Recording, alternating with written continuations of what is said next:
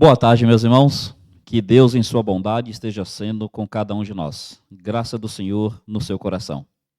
Quero estudar com todos nessa tarde sobre o seguinte tema: o genuíno arrependimento. Meus irmãos, eu quero pensar com vocês sobre quando que o arrependimento é verdadeiro. E eu quero mostrar na Bíblia que existem falsos arrependimentos.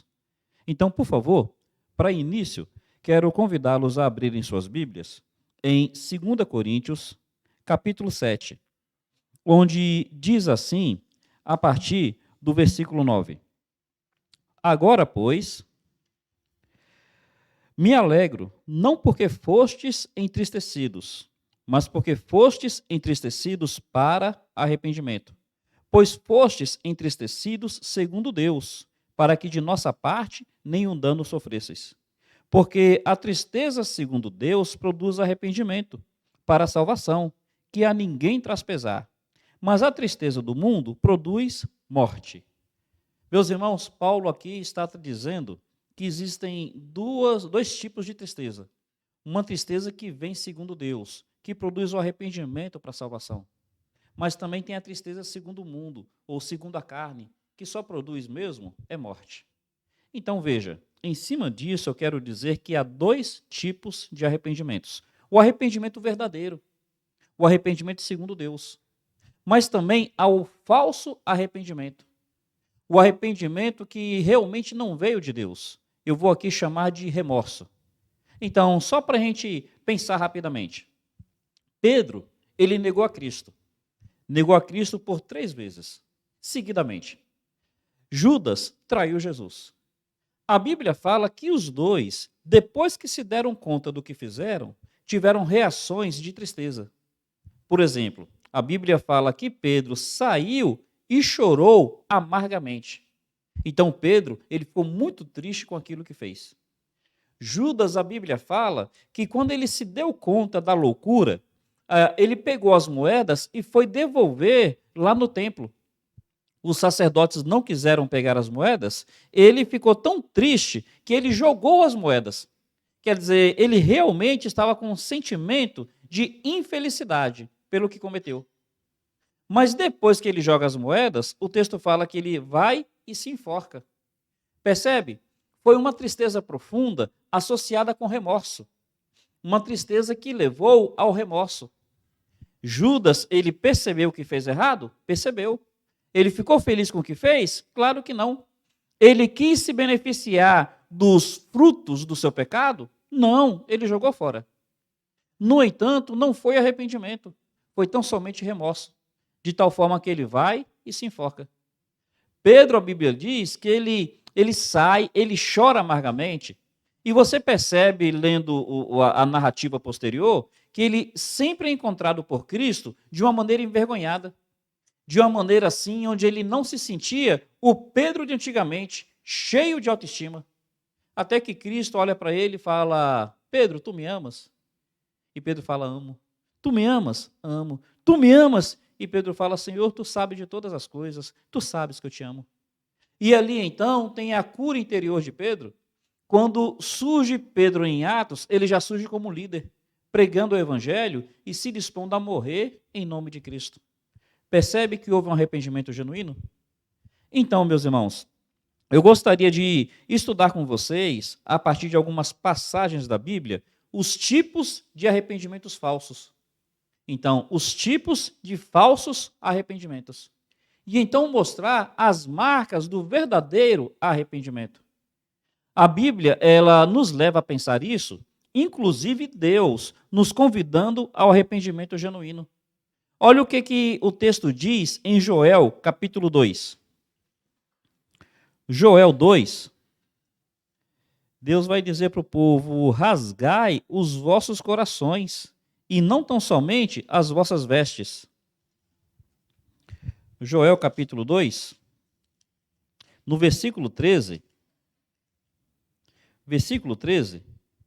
você observar a partir do verso 12, diz assim: mas assim, agora mesmo, diz o Senhor, convertei-vos a mim de todo o vosso coração, e isso com jejuns, com choro e com pranto.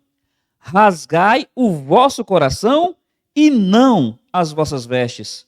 Convertei-vos ao Senhor vosso Deus, porque ele é misericordioso e compassivo, tardio em irar-se e grande benignidade, e se arrepende do mal. Quer dizer, Joel está convidando aquelas pessoas a um arrependimento genuíno. E Joel fala, olha, rasgai o coração, e não tão somente as vestes. Joel está dizendo, olha, tem que ser algo interior, algo profundo, e não algo tão somente exterior e superficial. Percebe? Há o arrependimento interior, o arrependimento profundo, e há aquele arrependimento exterior, que é tão somente superficial. Vamos perceber isso na Bíblia a partir de algumas narrativas. Voltando Joel, você vai encontrar o livro de Oséias. E no livro de Oséias, capítulo 6, é dito assim, observando a partir do verso 1. O povo diz, vinde, tornemos para o Senhor, porque ele nos despedaçou e nos sarará. Fez a ferida e a ligará. Depois de 2 dias nos revigorará. Ao terceiro dia nos levantará, viveremos diante dele. Conheçamos e prossigamos em conhecer ao Senhor. Como a alva, a sua vinda é certa. E ele descerá sobre nós como a chuva, como chuva serôdia, que rega a terra. Observe que o povo está tomando um passo para buscar o Senhor. Voltemos a Deus, ele nos feriu, ele nos sarará. Vamos realmente buscar a Deus. E o que Deus fala para essa iniciativa do povo? Observe o verso 4. A resposta de Deus. Que te farei, ó Efraim? Que te farei, ó Judá? Porque o vosso arrependimento, tem tradução que fala vosso amor. O vosso arrependimento é como a nuvem da manhã, como o orvalho da madrugada que cedo passa. Olha Deus dizendo. Existe um tipo de arrependimento que é falso. É aquele arrependimento superficial. Deus aqui está dizendo que o arrependimento daquele povo era um arrependimento temporário. Deus está dizendo, olha, o que eu vou fazer com esse arrependimento de vocês? Porque é igual o orvalho da manhã. Você levanta ali 6 horas, 7 horas, você olha o chão está úmido. Se tiver grama, você percebe a grama úmida. Então, Deus está dizendo, o vosso arrependimento é desse jeito. É como o orvalho da manhã. De manhãzinho está úmido, mas assim que sair o sol, quando der 8h30, quando der 9 horas, aquela umidade foi toda embora. É como o orvalho da manhã que cedo passa. Meus irmãos, infelizmente, às vezes nós vemos que o nosso arrependimento, o arrependimento das pessoas que estão à nossa volta, é coisa passageira. É aquele marido que quando é pego no adultério, ele diz para a esposa que está arrependido, ele diz para a esposa que não vai acontecer de novo, mas assim que a poeira baixa, assim que a situação é resolvida, olha ele fazendo a mesma coisa. É aquele irmão na igreja que quando ele é repreendido e precisa lidar com alguma situação, para não sofrer as consequências, por isso ou por aquilo, ele quer admitir que errou. E ele fala, não, agora eu vou consertar. Mas é como o orvalho da manhã, que cedo passa. Meus irmãos, observe, existe o falso arrependimento, é aquele arrependimento passageiro. Eu quero lhe falar que a maior marca, a principal marca do arrependimento é a perseverança. É por isso que a Bíblia fala que na vossa perseverança é que ganharei as vossas almas. Então é a perseverança. Eu sou crente há 32 anos. Sabe qual é a certeza de que quando eu tinha 15 anos eu realmente me arrependi? É porque passaram 32 anos e eu continuo arrependido. Percebe? A perseverança. Meus irmãos, em primeiro lugar, tomemos cuidado com aquelas expressões passageiras, com aquelas expressões temporárias. Jesus, ele chegou a falar uma parábola onde uma semente cai num solo. Esse solo é rochoso. A semente, ela brota e ela começa a germinar.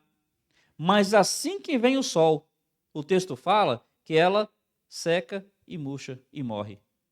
Jesus, ele vai dizer que aquela pessoa que no primeiro momento recebe a palavra com alegria, mas ela é de pouca duração. Assim que vem as tentações, a pessoa abandona a fé. O arrependimento, temporário. Existe uma expressão da da nossa região que é chamada fogo de palha. É aquele fogo que queima forte, mas passa rápido. Cuidado. Como é que tem sido suas expressões de arrependimento? Como é que tem sido aquela sua situação com o seu cônjuge, onde você admite que errou, mas logo, logo olha você querendo defender o mesmo comportamento? Meus irmãos, arrependimento genuíno é aquele arrependimento que ele é profundo, que ele é interior. E uma das marcas é que ele não é passageiro. Cuidado com o arrependimento passageiro. Um segundo tipo de arrependimento, que é falso. Um segundo falso arrependimento. É o arrependimento circunstancial. Aquele arrependimento de circunstância. Observe, por favor, ali em Êxodo, capítulo 9. Faraó, ele vai parecer que está arrependido. Êxodo capítulo 9, versos a partir do 27, diz assim: Então Faraó mandou chamar a Moisés e a Arão e lhes disse: Esta vez pequei. O Senhor é justo, porém eu e o meu povo somos ímpios. Meus irmãos, olha a colocação dele. Ele chama o servo de Deus. E ele, o Faraó, chega ao servo de Deus e fala: Olha, mais uma vez eu pequei. Mais uma vez eu pequei. Eu e o meu povo somos ímpios, mas o Senhor é justo. E ele diz: Orai ao Senhor, pois já bastam esses grandes trovões e chuva de pedras. Eu vos deixarei ir e não ficareis mais aqui. Se a gente só parasse aqui, não pareceria que Faraó realmente se arrependeu? Não pareceria que ele realmente se converteu? Qual é o contexto aqui? O contexto é o seguinte: a mão de Deus está pesando sobre Faraó e está pesando sobre o Egito. Faraó está vendo que o Egito está arruinando. E Faraó não sabe mais como fazer para que as consequências do seu pecado sejam retiradas dele. E aí o que Faraó faz então? Ele faz aquilo que é chamado de arrependimento de circunstância. A circunstância pediu o arrependimento. Observe como é que o texto continua dizendo. Verso 29. Respondeu-lhe Moisés: Eu saindo da cidade, estenderei as mãos ao Senhor, os trovões cessarão, e já não haverá chuva de pedras, para que saibais que a terra é do Senhor. Quanto a ti, porém, e aos teus oficiais, eu sei que ainda não temeis ao Senhor, o Deus Todo-Poderoso. Moisés está dizendo: olha, isso daí tudo é por circunstância. É porque a circunstância te é aflitiva, porque as circunstâncias te são negativas, você está dizendo que arrependeu. Você está dizendo que agora você vai deixar o povo ir. Você está dizendo que admite que você é pecador e que Deus é justo. É só por causa da circunstância. Meus irmãos, eu tenho visto algumas situações, vou citar aqui, é um contexto que a gente está vivenciando de política, mas eu não quero falar de política. Teve uma moça que ela rasgou a bandeira do Brasil e mostrou na mídia. Aí, porque a repercussão foi negativa, e disseram para ela que rasgar a bandeira do Brasil dá risco de prisão de até 3 anos, ela foi à mídia para admitir que o que ela fez foi errado. Veja, eu não estou no coração dela. Eu espero que tenha sido um arrependimento genuíno. Mas talvez seja só por causa da circunstância, porque a repercussão foi negativa. Sabe, não estou falando dela. Um outro exemplo.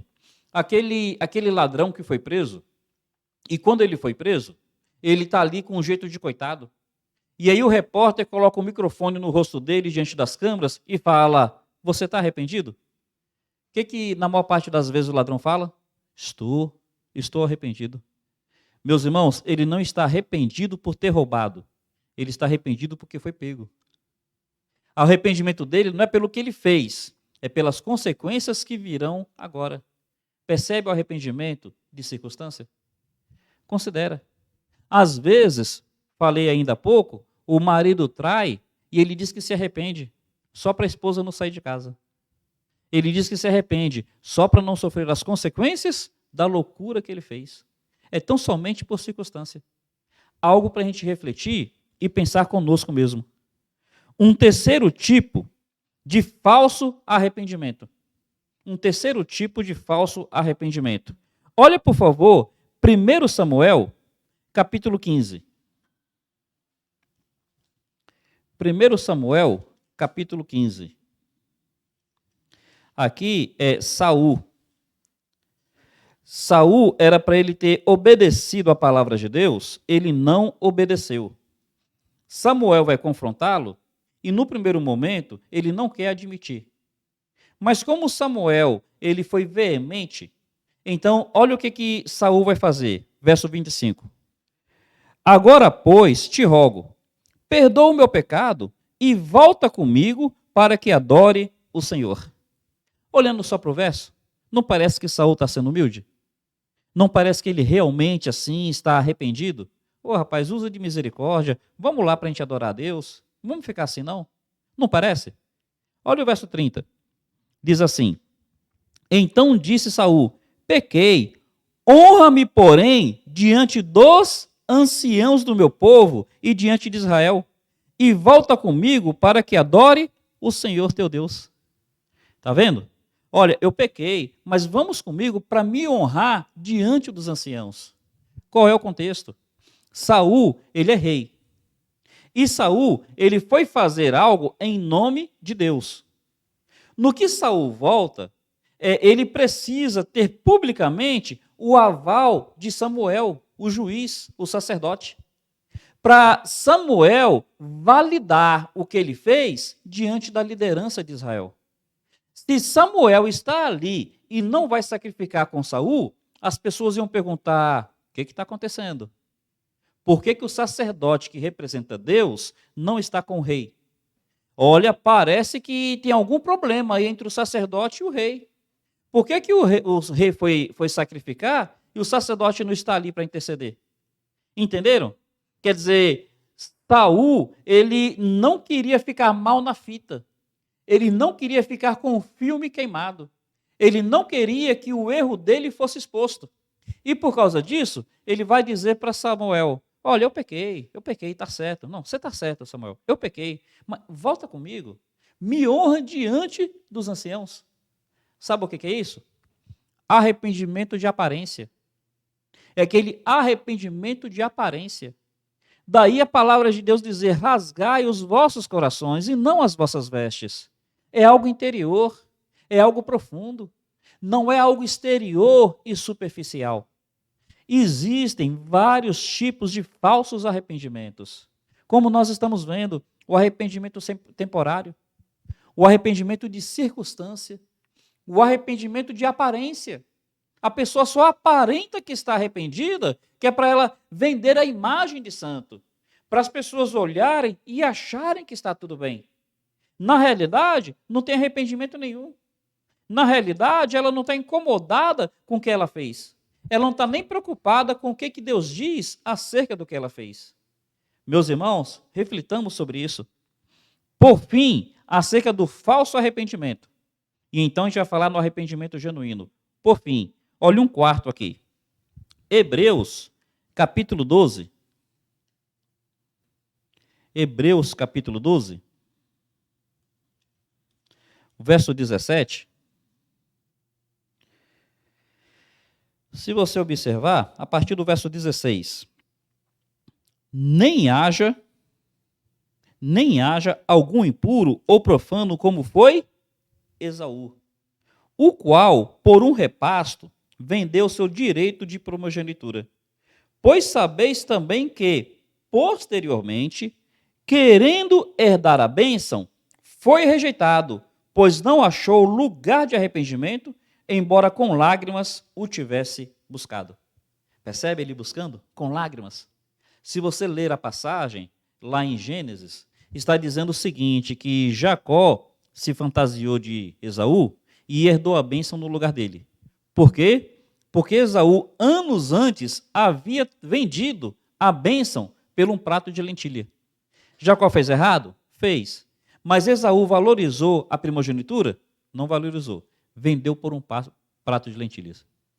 Passou o tempo todo, ele nunca se incomodou. Anos e anos. Ele sabia que tinha vendido a primogenitura, nunca se incomodou. No dia de herdar a bênção, quando ele chega e ele descobre que quem herdou a bênção foi Jacó, Ele começa a chorar. Ô pai, não tem nenhuma bênção para mim. E o texto fala que ele chorou em alta voz. Olha o que o texto agora está dizendo. Que ele não encontrou lugar de arrependimento, ainda que com lágrimas tivesse buscado. Por qual razão, meus irmãos? Arrependimento por interesse. Ele não estava arrependido por ter desfeito da primogenitura. Ele está arrependido porque agora ele não vai herdar a bênção. Observa, a Bíblia está nos levando a pensar nos tipos de arrependimentos falsos, nos tipos assim de enganos que as pessoas têm para si ou para os outros em nome de arrependimento. A Bíblia diz: rasgai o vosso coração e não as vossas vestes. Ora, esse arrependimento passageiro, coisa de momento, esse arrependimento circunstancial, porque a situação é difícil, esse arrependimento de aparência, só para inglês ver, só para as pessoas virem, esse arrependimento por interesse, é porque está querendo alguma coisa com isso. Meus irmãos, eu sou crente há 32 anos, eu sou pastor há 19 anos, eu já vi isso tudo. Eu já vi isso tudo. E eu peço misericórdia a Deus, porque talvez eu já tenha praticado alguns desses daí também. Que Deus tenha misericórdia de mim, que o Senhor tenha misericórdia de cada um de nós. Considera com você. Você tem percebido se às vezes atitudes assim não têm sido reais na sua vida? Cuidado, porque se o arrependimento não for segundo Deus, é uma tristeza que só produz morte. É uma tristeza que não leva a nada. É a tristeza tão somente pela tristeza. Assim, meus irmãos, eu quero caminhar para o final falando do verdadeiro arrependimento e das suas marcas. E eu quero ser bem prático, fazer pontuações bem simples. O verdadeiro arrependimento e as suas marcas. Como é que a Bíblia fala? Rasgai o vosso coração. Quer dizer uma coisa profunda, uma coisa íntima. Como é que a Bíblia diz? A tristeza segundo Deus produz arrependimento para a salvação, para a vida. Veja bem, a palavra arrependimento, no grego, é metanoia. Meta quer dizer mudança e nous quer dizer mente. Então, metanoia quer dizer mudança de mente. E a ideia de mente aí vai muito além da parte intelectiva ou da parte intelectual. A ideia de mente aí envolve a mente, as emoções e a vontade. Então, é aquela ideia assim de mente que envolve todo o ser da pessoa. É metanoia, mudança de mente. Eu passo a enxergar o pecado de forma diferente. Eu passo a ter um sentimento diferente para com o pecado. E eu passo a mover a minha vontade de forma diferente acerca do pecado. Entendeu o que é metanoia? É uma mudança radical. Daí, nós falarmos também a palavra conversão. Ela converteu, ela mudou de direção. Arrependimento, no sentido literal, é isso. Mudança de mente, mudança de coração, mudança de vontade. Como é que nós podemos ver isso na Bíblia? Em primeiro lugar, é quando você tem a sua tristeza, não é porque você foi descoberto, mas porque você realmente pecou. Davi, ele peca, e no primeiro momento, ele faz de tudo para esconder o pecado dele. Ele peca com Betseba, e no primeiro momento, Betseba grávida, ele traz o marido de Betseba, para ver se o marido de Betseba passa a noite com a esposa, e o pecado dele fica escondido. Tudo daria a entender que o filho é do marido. Ainda que ficasse o benefício da dúvida. Mas poderia argumentar que era do marido. Já que o marido não aceitou, ele vai e embebeda o marido. E o marido, mesmo embriagado, ele não entra dentro de casa. Porque se ele entrasse em casa, ainda que tivesse embriagado e só fosse dormir, pelo menos publicamente, ficaria o benefício da dúvida. Como o marido não entra em casa, Davi escreve uma carta, dá na mão do marido, para o marido entregar ao comandante. E o comandante veria que estava ali o decreto de morte do marido. Davi fez de tudo para encobrir. Mas quando Davi se arrepende, quando Davi ele vai dizer para Natã, pequei contra o Senhor, aí a Bíblia fala que Davi ele escreve 2 salmos, o Salmo 32 e o Salmo 51. Esses salmos não eram diários que só Davi poderia ler. Esses salmos eram hinos que deveriam ser cantados publicamente nas festas mais populares de Israel. Então, quando tivesse a Páscoa, cheio de gente, era para cantar esse salmo. Quando tivesse o tabernáculo, cheio de gente, era para cantar esse salmo. E nesse salmo, o autor estava dizendo que pecou. Aí o pessoal, quando ouvisse o Salmo 32, quando ouvisse o Salmo 51, se perguntaria, de quem é que esse salmista está falando? E todo mundo diria, está falando de Davi. Percebe? Ele não está mais preocupado em esconder o seu pecado. Ele não está nem aí o que as pessoas vão dizer. Ele está triste, é porque ele pecou contra Deus. Quer dizer, a gente fala não está nem aí, claro que a pessoa fica envergonhada. Claro que a pessoa não quer ser exposta. Mas a maior preocupação da pessoa não é ficar exposto aos olhos das pessoas. É ter pecado contra Deus. Lembra que eu falei agora há pouco? O ladrão, você pergunta, está arrependido? Ele fala que está. Mas não é porque roubou, é porque foi pego. O arrependimento genuíno, a sua maior preocupação não é o fato de ser pego, de ser exposto, é o fato de ter pecado. Minha tristeza real é esta: rasgar o coração. Rasgar o coração. Meus irmãos, primeira marca. Observe uma segunda. É uma confissão sem desculpas. Uma confissão sem querer justificar, sem querer argumentar, sem querer se defender. Quando Natan chega diante de Davi, Davi fala, pequei contra o Senhor. Se você observar, essa é a diferença entre Natan e Saul. Saul, ele vai argumentar. Saul fala, não, olha, eu preparei, eu era para ele destruir tudo. Ele fala, não, eu guardei o melhor para sacrificar para Deus. Argumentando. Aí quando Samuel fala, não, mas Deus não está preocupado com o sacrifício. Aí ele fala, não, é porque o povo que quis. Quer dizer, ele quer botar a culpa no povo. Meus irmãos, quando nós vamos confessar, e a nossa confissão vem com desculpas, a nossa confissão vem com explicações, olha, cuidado. De repente não está tendo arrependimento nenhum.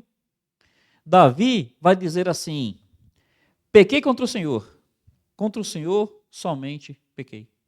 Porque tu és justo no falar e justo no julgar.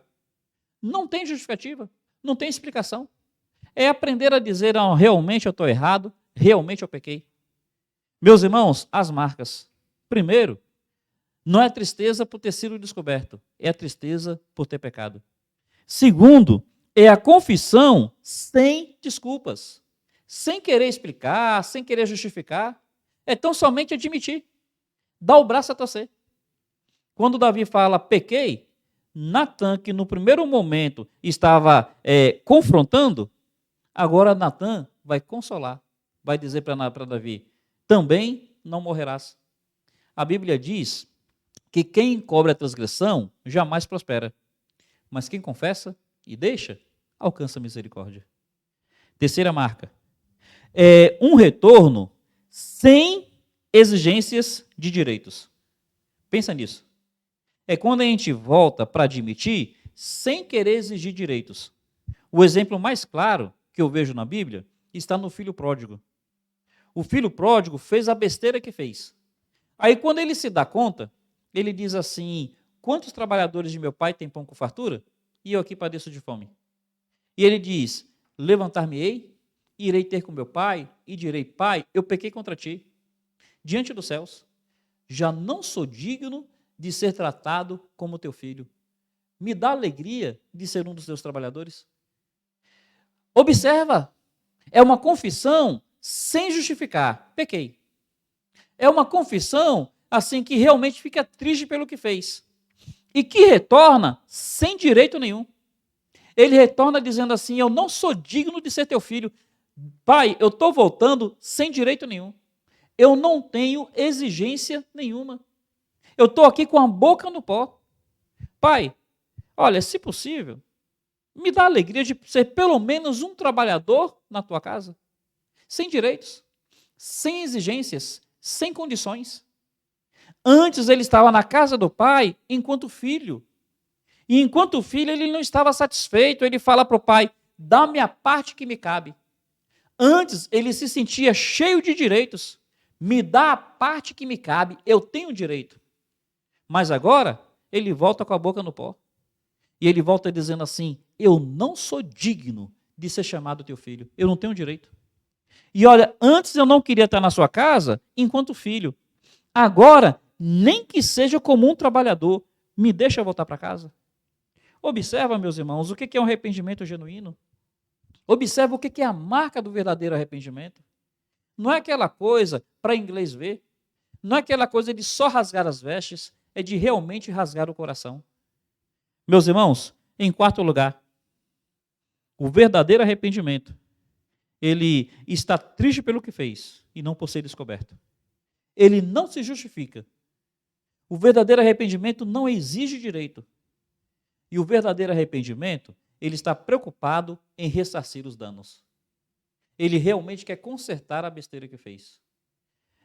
Zaqueu, a Bíblia narra a história dele como um publicano, e enquanto publicano, ele exigia pesados tributos das pessoas que estavam sob a sua autoridade. Quando Jesus entra na sua casa, ele vai demonstrar-se arrependido. E ele diz assim: Senhor, eis que eu reparto metade dos meus bens com os pobres. Eu que antes era egoísta, agora eu vou ser um altruísta. Eu que antes só queria enriquecer, agora eu vou preocupar em cuidar dos outros. Metade dos meus bens para os pobres.